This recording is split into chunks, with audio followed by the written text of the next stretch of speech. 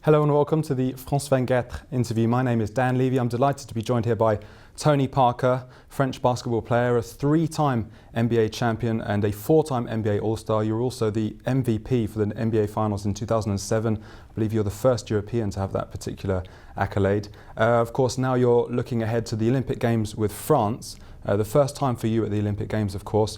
France haven't qualified since the year 2000. However, you almost missed it because you had an eye injury. You actually had to undergo eye surgery. Quite a bizarre incident in a New York nightclub. Can you tell us exactly what happened? It was just a crazy night.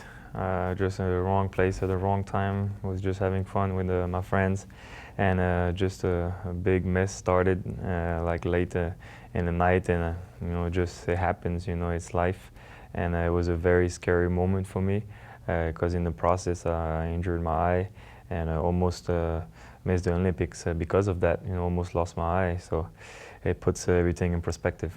And luckily you recovered. You had to spend though several days, I believe, in a kind of quarantine in a hotel room to prevent infections. Yeah, like a whole week. A whole week I had to do surgery. I had to go to emergency and surgery that put me asleep. And for recovery, had to stay a week in my hotel and didn't do anything. So it was just, like I said, like a scary process. But now, I'm feeling better, and hopefully, I'll be ready for the Olympics. Not to make you relive it too much, but what were you thinking in that hotel room? Were you kind of black glasses on, and were you kind of obviously you were quite concerned? Life. Just think about life and how quick it can change, and make sure you appreciate everything you have, and make sure life is a beautiful thing, and so try to take advantage of the fullest and not take anything for granted.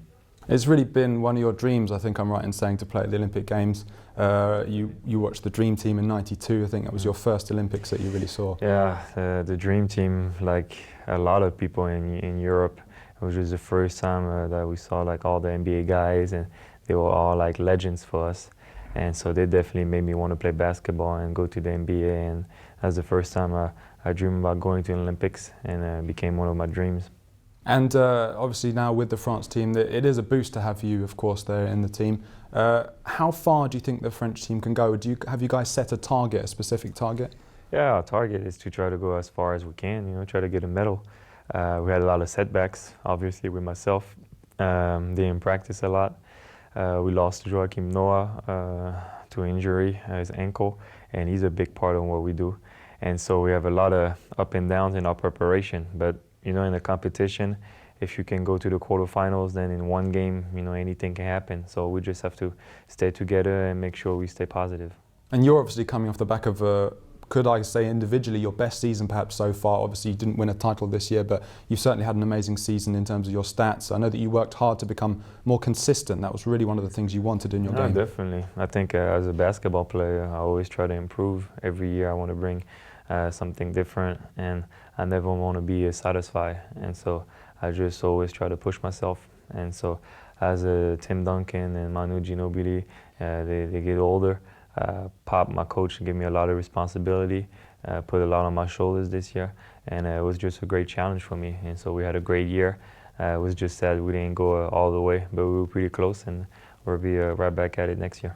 I heard you say something interesting. You said that you weren't afraid to go backwards to go forward. You weren't afraid to score less points for a while so that you could be much better later on. What exactly does that represent for you? I think it is like the process started with my jump shot.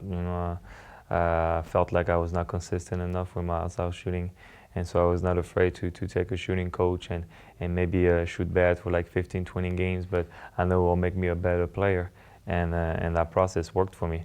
And so I think I'm never afraid of sometimes, you're just not improving as fast as you want, but you're working on some stuff, and then later on you'll see the results. And you said that Joachim Noah, of course, won't be there, the Chicago Bulls player. He's a very important player, the center in your team, and he's not recovered from his ankle injury. It is a huge blow not for him not to be there. A huge blow. He's one of our main guys, and defensively, he's our main guy. He takes so much space in the paint and blocking shots and controlling the rebounds for us. And it's just everybody's going to have to step up. And you're looking ahead to an Olympic Games where you'll be playing against the United States. in the group stages. It's actually the first match on the 29th of July. That must be a special match for you. Your father's American, and there'll be a lot of familiar faces in the opposition. Definitely, it's a special game for me. Watching the Olympics in 1992 and watching the final in 2000 when France played against USA. I always dream about playing USA, and so it's nice to play them in the first game. I know my dad will be happy, and my mom, they'll be in the stands, and it'll be a special moment. And hopefully, we can go far and play them against in the final. I guess your dad's supporting France. Yeah, that'd be great if we can do that. And of course, playing a lot of familiar faces, and there's been a lot of talk about this perhaps becoming a new dream team. Kobe Bryant saying that this current team could possibly beat the '92 Dream Team, which, just to put in context for some people who maybe don't know about basketball, is kind of talked of as the greatest sporting side ever to play any sport ever, in the way they won games and the ease. What do you think of the comparison?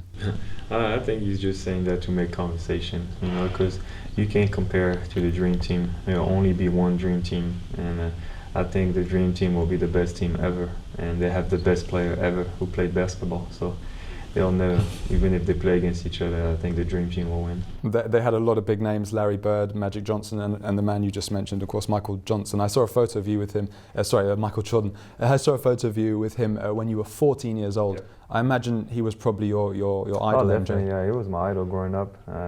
He's one of the main reasons why I wanted to be a basketball player. He inspired me, and for me, he's the best ever in our sport.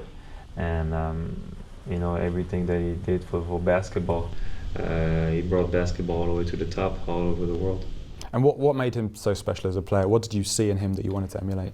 Defensively, he was great, and he was great at everything. There's not one thing that he couldn't do.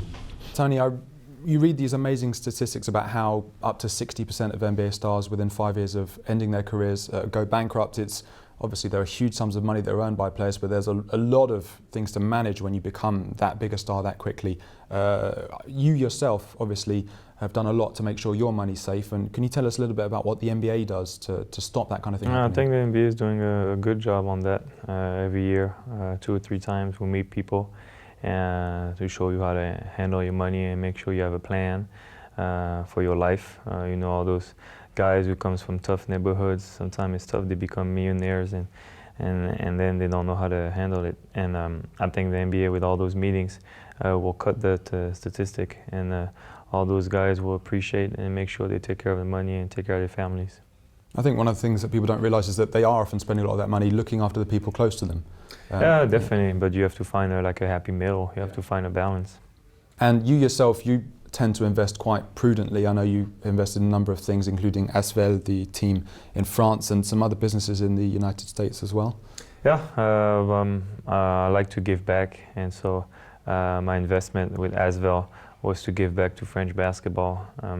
After my career, I want to be like president of a French basketball team, and Asvel is the most historic team in France. And so for me, it was nice to have an opportunity to get involved with that famous French team. And you played with them during the lockout.